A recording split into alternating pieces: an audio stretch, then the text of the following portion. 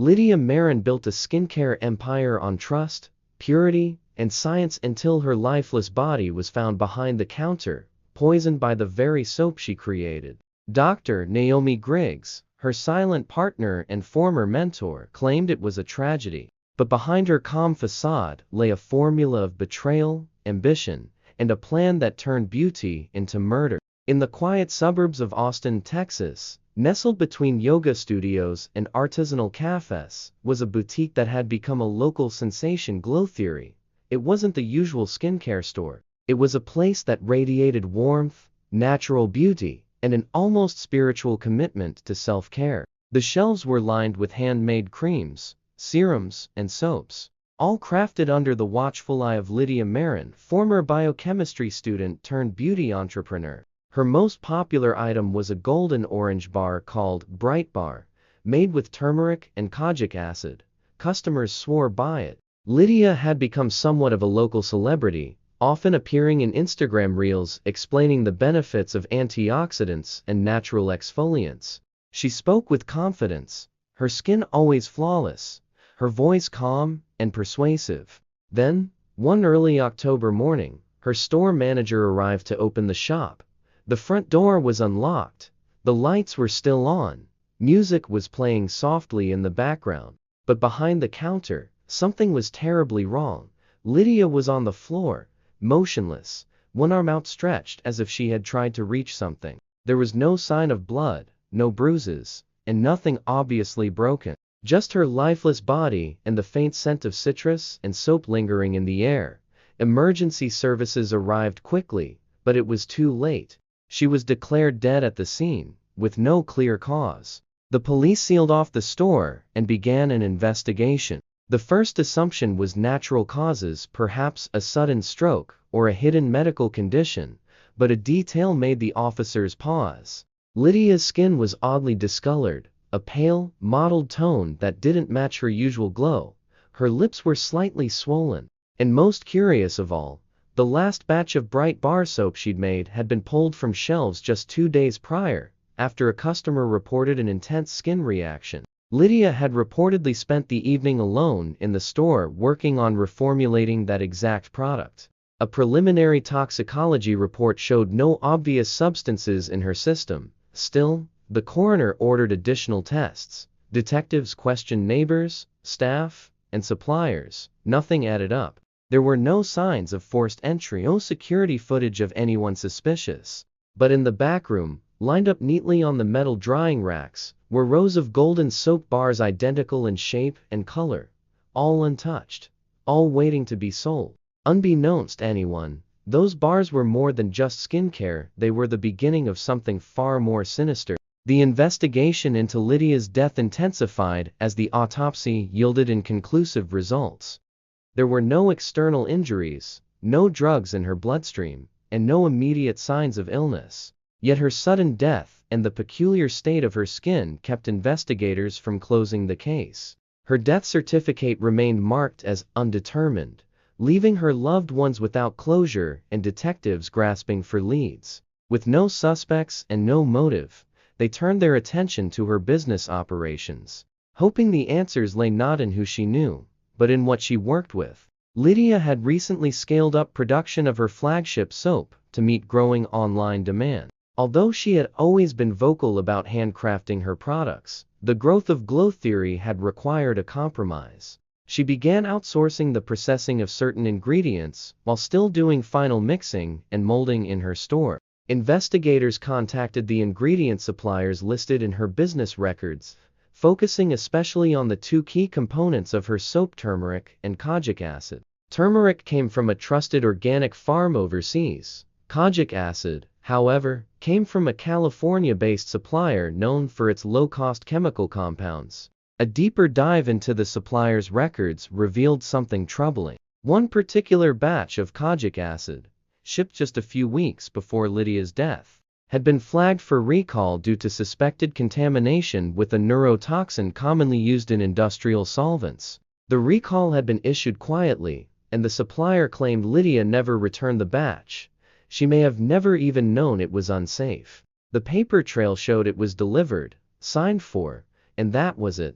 no return, no disposal, no refund. Curiously, that same batch ID was listed in Lydia's inventory logs under pending use, meaning she had likely planned to incorporate it into production. Detectives found remnants of the contaminated kojic acid stored in a sealed container in her backroom, nearly empty. Lab tests confirmed it contained trace levels of the neurotoxin. It wasn't enough to harm someone with casual contact, but repeated exposure, especially if applied to the skin daily, could accumulate and lead to severe neurological damage. As this information surfaced, detectives began to consider the possibility that Lydia hadn't been poisoned in one dramatic act, but rather through a series of small, repeated exposures. The soap she had poured, molded, and wrapped might have contained the very compound that silently worked its way into her bloodstream. It was no longer just a business mystery. It was now a potential homicide. Just as the investigation into the contaminated kojic acid began to gain traction, a new development shifted the entire direction of the case. Kelsey Vaughn, a well-known beauty influencer with over 2 million followers, was hospitalized in Los Angeles after suffering a sudden seizure. Doctors struggled to determine the cause, reporting that she was experiencing nerve damage, extreme fatigue, and muscular weakness. Her fans flooded social media with messages of concern, while her management team issued a vague statement about ongoing health issues, but detectives in Austin took immediate notice. Kelsey had been one of Lydia's most prominent collaborators. Just a week before Lydia's death, Kelsey had posted a video reviewing the Bright bar soap, praising its scent, texture, and instant glow. In the now-deleted video, she had demonstrated using the soap on camera, commenting that she was excited to use it every day. Viewers even noticed her skin looked unusually red afterward, though many dismissed it as lighting or makeup. Hospital tests revealed the same neurotoxin found in Lydia's bloodstream, just in lower concentrations. Kelsey's exposure hadn't been fatal, but it had clearly been consistent. Investigators traced the exact bar of soap she used. It hadn't come from Glow Theory's regular online store or retail location. It was mailed directly to her as part of a promotional package. The return label bore Lydia's name and shop address, but something wasn't right. Surveillance footage from the neighborhood post office showed a hooded figure dropping off several packages late in the evening, wearing gloves and keeping their head down. The grainy footage made identification difficult, but the clerk recalled the person being in a rush, refusing assistance, and walking out before the packages were scanned. Postal records showed 3 promotional boxes had been shipped that night, one to Kelsey, another to a wellness blogger in New York, and one to a small boutique in Phoenix. All 3 packages contained bars of Bright bar soap. When contacted, the other 2 recipients reported mild skin issues, but had discontinued use after a few days.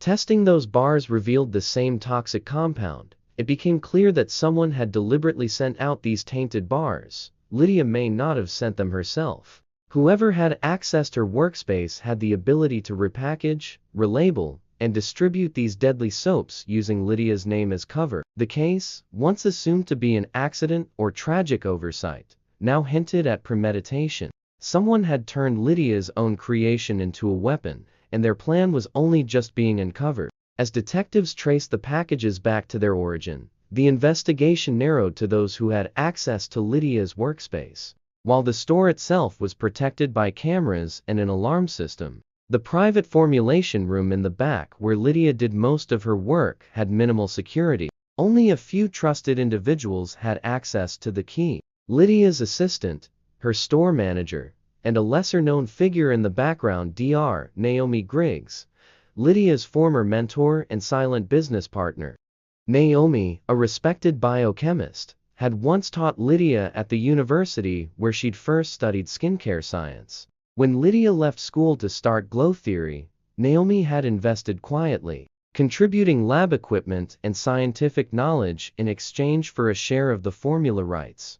Their early partnership was strong, but emails uncovered in Lydia's inbox revealed a gradual unraveling. Lydia had grown uncomfortable with Naomi's push toward mass production and cheaper substitutes. In one message dated just 2 weeks before her death, Lydia wrote, "We agreed on purity and ethics, not shortcuts. If this continues, I'm pulling the name and formula. Further investigation revealed that Naomi had a personal lab in her home, complete with industrial mixers, chemical storage, and labeling equipment. A search warrant allowed detectives to examine the space, where they made a chilling discovery: soap molds identical to those used in Glow Theory, packaging that matched Lydia's branding, and handwritten shipping notes that closely resembled the ones found in the tainted influencer boxes. More alarming was the presence of a second batch of kojic acid labeled with the same contaminated lot number as the one Lydia had received. Forensic analysis confirmed that the soap bars in Naomi's lab matched the ones sent to Kelsey Vaughn and the others. Naomi had access, motive, and the means.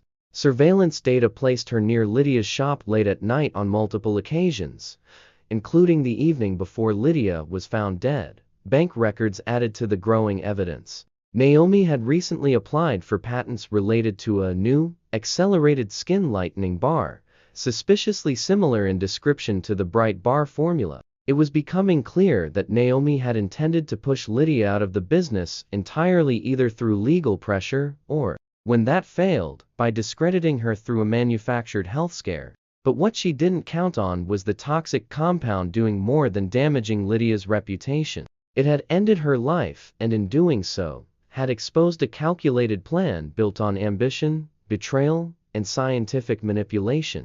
With the evidence mounting, authorities moved quickly to arrest Dr. Naomi Griggs. She was taken into custody without incident, her expression cold and unreadable as she was escorted from her suburban home. The charges were severe second-degree murder for Lydia Maren's death, attempted murder in the case of Kelsey Vaughn, and multiple counts of criminal negligence and product tampering. The quiet, respected chemist who had once lectured on ethics and science was now the center of a sensational criminal investigation. Public reaction was immediate and fierce. News outlets picked up the story within hours, branding it the Glow Theory scandal. Customers who had once raved about Lydia's products began returning their purchases in fear. The FDA issued a public advisory, urging anyone who had used Bright Bar in recent weeks to report adverse reactions. Forensic labs across the state tested dozens of soap samples collected from both the store and customer returns. Several tested positive for trace amounts of the neurotoxin, enough to confirm a pattern, but not enough to have drawn suspicion before Lydia's death. During Naomi's interrogation, she refused to speak, but her digital footprint told the story. Deleted emails, recovered through forensic software, detailed her frustrations with Lydia's refusal to mass-produce the soap. In one, she wrote to a pharmaceutical consultant, describing Lydia as a naive obstacle standing in the way of progress. Her bank account revealed significant payments made to marketing firms in anticipation of a rebranded product launch that never came. Detectives reconstructed the timeline. Naomi had tampered with the kojic acid supply, created a separate batch of soap using the contaminated ingredient, and mailed it under Lydia's name to selected influencers. The goal was to trigger a scandal that would damage Lydia's brand and force her to relinquish control. But Lydia, ever hands-on with her products, had unknowingly exposed herself to the toxin first. By the time Naomi realized Lydia was using the same materials, it was too late.